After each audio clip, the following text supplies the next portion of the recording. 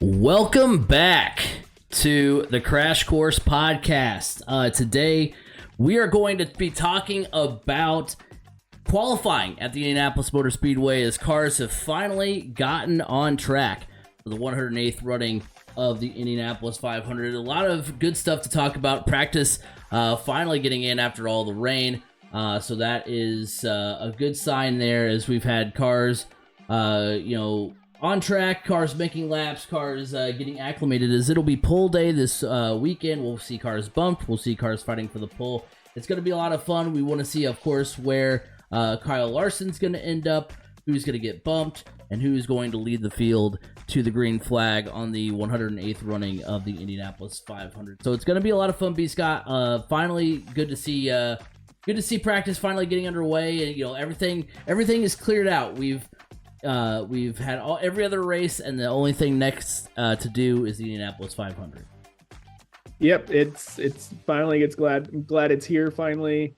I know everybody that's involved with the Indy 500 drivers, media members. Everybody was very glad that the rain finally went away and they were actually able to get cars out onto the track. I know some drivers, like Kyle Larson's probably like, I'm so glad to be able to get some laps in as he's trying to juggle everything between this race and his NASCAR career as well. So, but hey, qualifying weekend is one of the most exciting. This is the only race of the entire season for IndyCar, or really of IndyCar, that actually has qualifying a separate weekend from the race, and it's a 2-day event rather than a 2-hour event. So it's really, really exciting. I mean, I'm not going to be going out for pole day this year, but usually I do go out for it. It is one of the most exciting with the bumping, and then you get the practices also that day. It's a big event. It's always been fun. Well, and I've always said, B. Scott, that I do like. I mean, I know back in the day it seemed like it was a lot more drawn out than it is now, and I do like the way that it is now, where it is only a couple weeks. And then maybe it's 3 weeks when you count the Grand Prix, but it's it's not every because didn't it used to be bump day was completely separate weekend or completely separate time. No, it always used to be on. It used to be qualifying for the pole was all on one day, and then the next day was bump day. Gotcha. But yeah, I understand what you mean. The whole there's less practice time now, I guess. Which is good for the fans. It's a good thing for the fans because it gets more cars out on the track during practice time. Whereas in the past, when there was more practice opportunities, you could sit there for a long time and maybe see a car or two come out and they're just running a few laps pretty slow just to scuff some tires up otherwise. But now it's today on Tuesday, May 15th, let's see, we had a total of 2,084 laps run. Tom Bloomquist ran the most laps. He ran 105 laps today. And then, obviously there was as few laps, Santino Ferrucci only ran 22 laps. But, actually the lowest was Marco Andretti with 15 laps.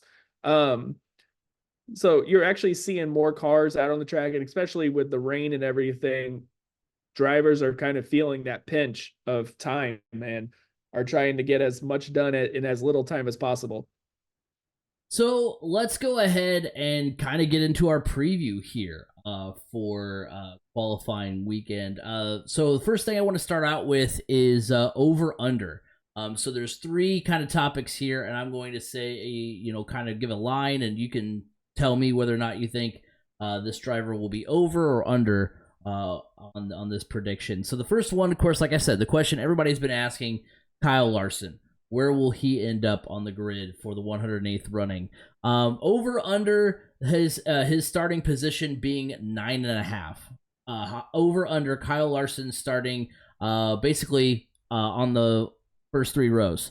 I think that's over. I think he will be higher than ninth. He'll be ninth or higher, I should say. Larson was second fastest at the open test in April. Sure, he had a toe, but like that's still second fastest. Like that, the qualifier got put on there that he had the toe, and I mean, I'm sure we would mention it if it was someone else, but like if Scott, I mean, I'm not gonna say Scott Dixon because obviously he's earned a lot more clout, but like if if Linus Lundqvist went out there and ran a the second fastest lap, I don't know that we would be so quick to be like, oh, but it was a toe because he's a series regular. I'm not saying Kyle Larson is being underestimated by any stretch of the imagination, but that was kind of thrown out there. I know I saw it on like IndyCar Reddit and stuff like that, where like he had a toe, and it's like, well, but he still was second fastest. The last double attempt, we've mentioned it a bunch of times on the podcast, was Kurt Busch in 2014. He qualified 12th. Jimmy Johnson also qualified 12th. Larson was 15th today. And as far as just getting in an IndyCar as a new driver to the sport and running May, Johnson and Busch's qualifying attempts are the closest comparisons to what I think Larson is doing. And I think Larson can do better because Kurt Busch kind of on the tail end of his career in that aspect. Jimmy Johnson, tail end of his career in that aspect. Whereas Kyle Larson's still in his prime. I think he can get a little bit more out of the car, and so I think he's at least going to be ninth. I'm not going to say he's going to be in the Fast Six or fighting for the pole, but I think he is going to be in the first 3 rows. Yeah. Okay. So I wanted to make sure I got this clear. The over being he's going to qualify. Yeah, I know it's a little confusing because I don't know. I wanted to make sure over was still like the positive thing because like if you say over, right. Well, okay, 10 is over 9, but at the same time under makes it seem like he's going to be lower on the grid than 9.5. So it's a little bit harder to navigate. I recognize it's not as easy to do with racing terminology, but yeah, when we say over, we mean he will be higher on the grid because I almost just made it higher or lower, but then I was like, well, that's the same thing, right? Over is closer to the front, under is closer to the back. Right. Got it. So yeah, today he put up the 15th fastest time and speed. He put up the 15th fastest speed. I mean, he was close to the top 9. I mean, he was within us about roughly, let me see. I'm not good at math, especially when it comes to decimals and fractions and all that. But he was went to Ball State, so yeah, I was a TCOM major. Roughly about a mile per hour and a half slower than actually just about a little over a mile per hour slower than 9th place Ryan Hunter-Reay today. So I mean it's there. Obviously he ran 54 laps of practice today. That's going to change. I mean, he's definitely faster than he was for his little bit of time yesterday, even before the rain started. So I think it's going to take a little bit of time, as we get closer to Saturday, I think his times will get better. So yeah, I'm going to go with the over on this as well, but yeah, he's going to be in the first 3 rows, I think. And because look, you look at his other teammates at Arrow McLaren. Alexander Rossi put up the 5th fastest speed today, and Pato O'Ward the 7th fastest. So Arrow McLaren, they do know they can with sharing information and everything. Especially you can share information with Kyle Larson because obviously he's on points. He's not racing for points. So,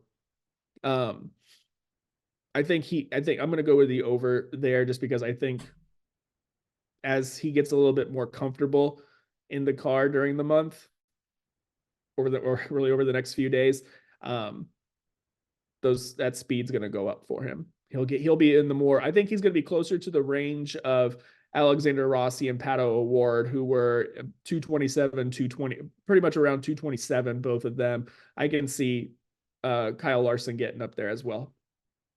Now, when we look at, we talked about, obviously, running for points, series regulars. Obviously, we want to focus some time talking about the defending champion of the Indianapolis 500. That is, of course, Joseph Newgarden. Over under his starting position being 12th. And I'm going to say under or lower on the grid. Newgarden has been fastest at the open test the last 2 seasons. He was 4th fastest today, but the defending race winner, his average Indy 500 starting position with Penske is 14th. Joseph Newgarden has not started higher than 13th since 2019, and Team Penske typically struggles in qualifying. I know they had 3 of the top 4 times today, but typically come qualifying, they just don't have it in them. They started 12th, 14th, and 17th last year, 17th being Newgarden. So I'm going to say that he's going to be, I'm not going to say too far below 10th, but I think, or too far below 12th, but I think he'll be on the first 5 rows. But I don't think he's going to be as high as 12th. You know what? Give me the over on this one. Before we started recording, I was telling you, like, looking at Penske being 3 of the top 4 fastest speeds today. And I kind of feel like, we talked about the stuff going on with Penske and the suspensions and everything. Kind of feel like they've got a lot to prove, and the marching orders were, hey, we're not going to just work on trying to figure different scenarios out and different things out.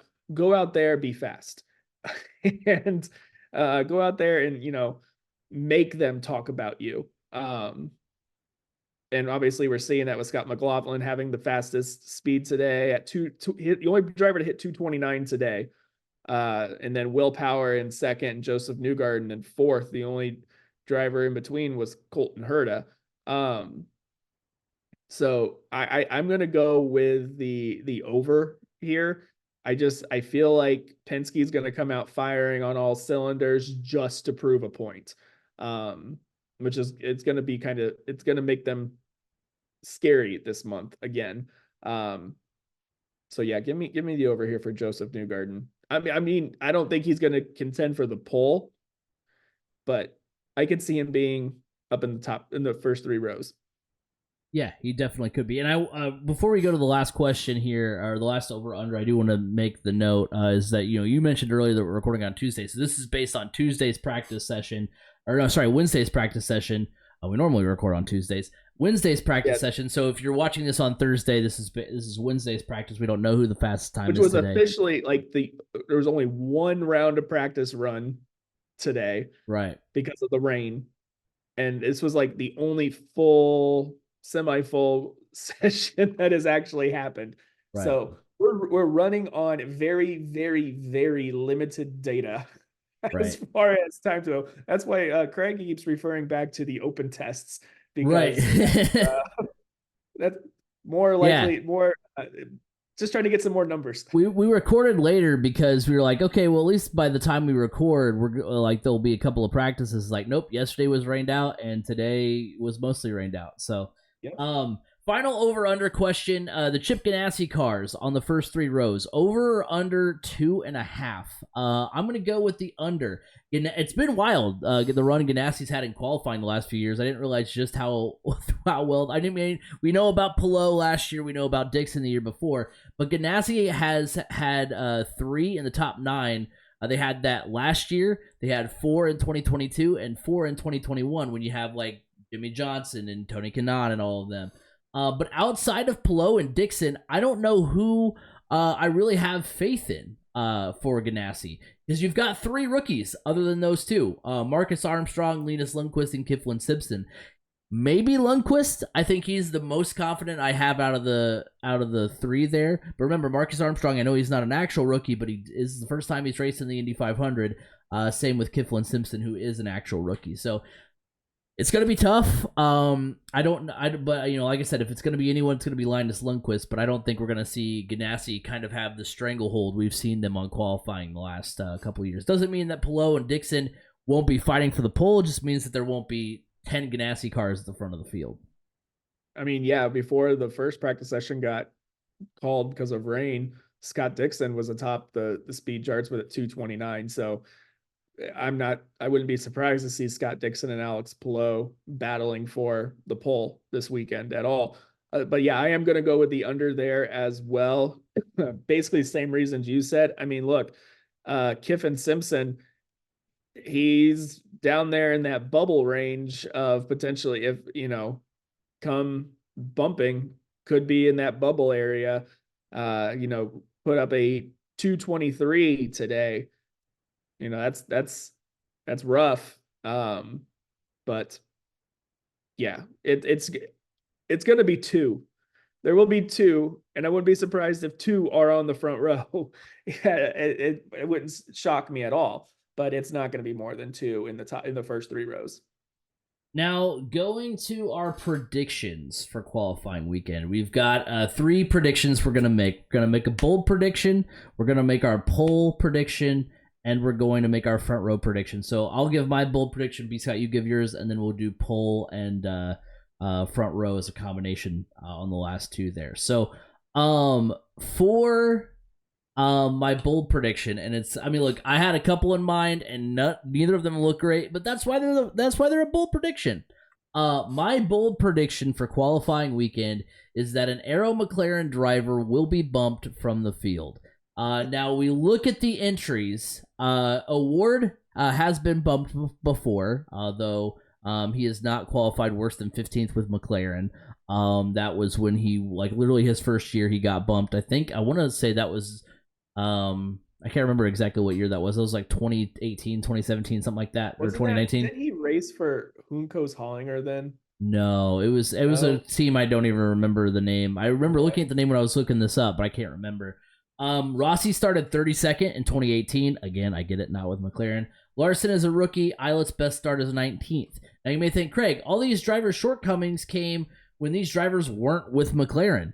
But just 2 years after taking the pole, James Hinchcliffe failed to make the 2018 Indy 500 with Schmidt-Peterson, which would later become Arrow McLaren, and Fernando Alonso did not qualify in 2019 with McLaren, started 26th in 2020. So we do have some recent data of hey, look, you think, well, hey, James Hinchcliffe, that wasn't even actual Arrow McLaren yet. Oh, Rossi didn't qualify well, but it was with Andretti. Award didn't qualify well his first attempt. That's fine. But, we do have at least a little bit, a smidge of data from hey, look, a world-class driver struggling to qualify with Arrow McLaren equipment. Now, granted, that's the most recent examples a few years ago. That was not Arrow McLaren with Fernando Alonso. I'm pretty sure that was Andretti. No, it was McLaren. It was McLaren. Was it? Yeah. I know it was McLaren, but I don't know I don't think it was with Yeah, Arrow. It was they were like Arrow McLaren SP at the time. I thought that was when I double checked and made sure. I thought when Fernando Alonso ran, it was in connection with Andretti. You double check me on that, because I as I'm wrapping up here, but I'm almost positive if it was McLaren. But look, if I haven't convinced you yet, in 2021, Penske had massive qualifying struggles, highlighted by willpower, starting on the last row. So that point is just to say that even if you think, Craig, you're on one today, I can still point to hey, look, sometimes it's hard to qualify for the greatest spectacle in racing. Just look at Penske 3 years ago. So look, that's just kind of my bold prediction based on the season they've had so far. I think if it was Teddy Porkchops racing his first Indy 500, then I think I'd feel a little bit more confident, even though I like Teddy Porkchops. And then that's the thing. I was between this prediction, and I was between Catherine Legg making the top. I think it was gonna go either Fast 9 or Fast 12, something like that. But then of course she's 29th today and on speed. So look, neither of my predictions are super up there, but hey, like I said, that's why they call them bold predictions. Okay, so in the 19 Indy 500, Alonso struggled with his car setup. This is where I thought it came from. Asked his team to buy the settings from Andretti. Okay. For $2 million. Okay. Yeah, I thought there was something with Andretti and whatnot, because it was during that time period where Andretti cars were on top of it. I mean, you had Alexander Rossi winning the 100th running. You had Takuma Sato winning with them as well. I mean, it was just like Andretti was on top of the world when it came to the Indy 500. It was about it for him. All right, so my bold prediction, it's kind of like a twofer, really. It will be a full-time rookie or a track favorite, meaning a fan favorite at the track, will be bumped from the Indy 500. When you look at today's speeds, you have several full-time rookies down there in that danger zone, in the bubble area. You're looking at like Tom Blomqvist, Christian Rasmussen, and then the fan favorite, the one that kind of shocked me to see him down this far, and he only ran 22 laps. I mentioned him earlier, but that was Santino Ferrucci. Santino Ferrucci usually runs really well. What for that electric qualifying weekend he had last year where he like flirted with the pole. Yeah. So to see him all the way down there at 33 was a little bit of a shocker. So that's kind of where my bold prediction comes in, is that a fan favorite, and Santino Ferrucci is a fan favorite. I mean, let's just be honest. When he's out there and he's on a heater, I've never heard anybody booing or like, oh man, I hope he doesn't do well. I mean, it's one of those guys that I kind of like a Tony Kanaan type, maybe not to the full extent, but I don't think I've ever met anybody that doesn't like Santino Ferrucci. So a fan favorite potentially being bumped is my one of my bold predictions. Yeah, you also have Kiffin Simpson down there. I thought you were going Ed Carpenter with a track favorite. Even Marco he's down there in 20. That one wouldn't be as surprising to me, just because I feel like that team is like, outside of like Reina's VK, is just like dead in the water. Yeah. I don't know.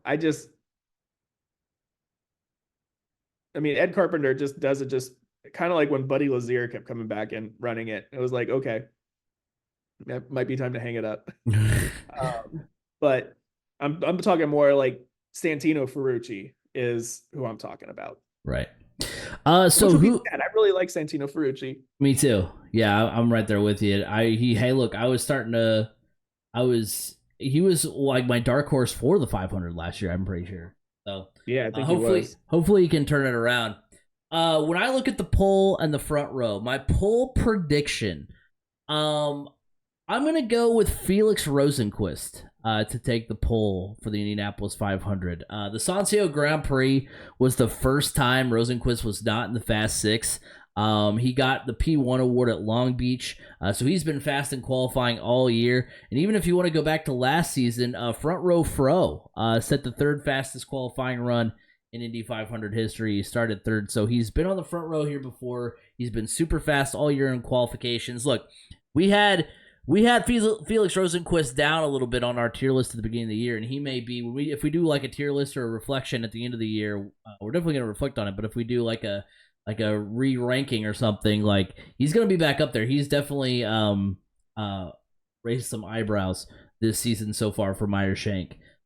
Joining him on the front row, I think it's going to be, I wanted to get cute with it, but I kind of went with my gut here, and so what the limited data we have kind of backs up.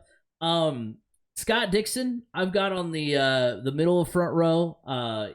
He's been on the front row every year since 2020, save for last year when he qualified 6th. He set the fastest 4-lap average 2 years ago. Of course, Alex Palou took that from him last year. He was fastest on opening day of practice. He was up there again today. I think Scott Dixon will be in the middle of row 1. And then joining him on the outside of row 1, I've got Will Power.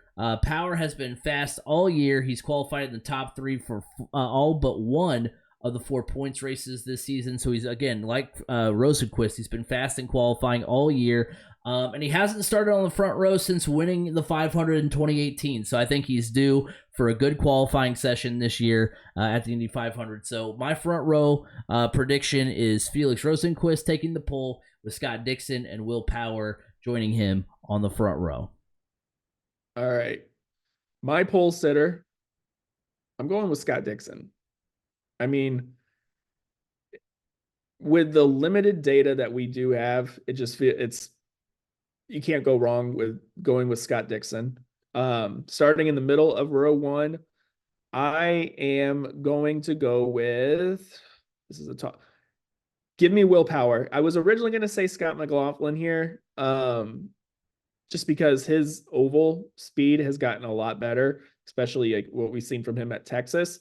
But give me Will Power, especially after his post-race interview at the Sancio Grand Prix, where he's really excited to get back onto the oval. He feels like they've really got good speed and he's really confident in his car. And that was before turning any practice laps.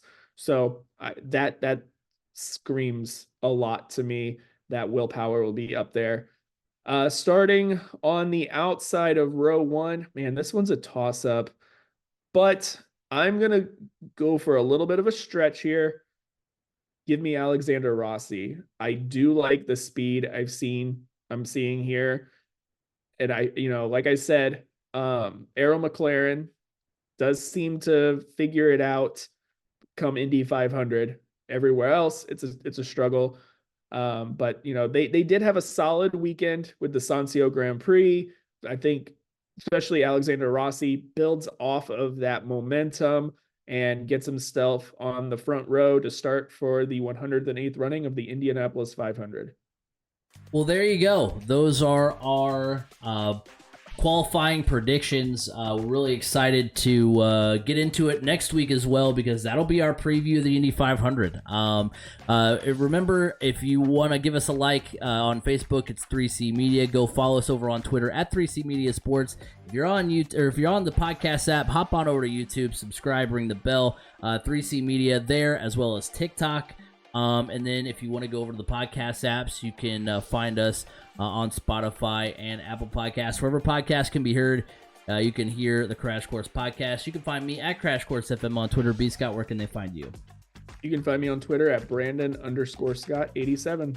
Like I said, next week we will be talking about the 108th running of the Indianapolis 500. We will be giving you all the predictions there. One of my favorite things to do every year is our grid preview. That'll be part of it as well. So a lot to talk about as we're right in the thick of the month of May. So we'll talk about that a little bit more next week. But until then, have a good week, everybody.